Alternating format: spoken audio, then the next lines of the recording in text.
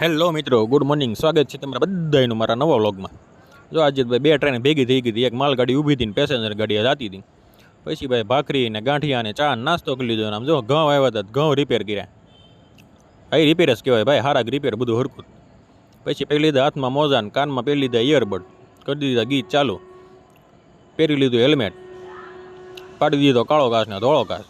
નીકળી ગયા ભાઈ ધીમે ધીમે દુકાને જવા. વરાસાનો પુલ હો ભાઈ. હા, પછી આવી ગયા હતા દુકાને. લાઇટ ને એવું કર્યું ચાલુ, લાઇટ ને એવું ચાલુ કર્યું, માલ જમાવ્યો. અને જો ભાઈ ગરમી ભૂકા કાઢ નાખ્યા આવો ગરમી. ખાલી માલ જમાવ્યો ને એવું કર્યું ને ત્યાં પલ્લી ગયા આખા. પછી કરી નાખી પૂજા. જય કષ્ટભંજન દાદા ને જય માતાજી.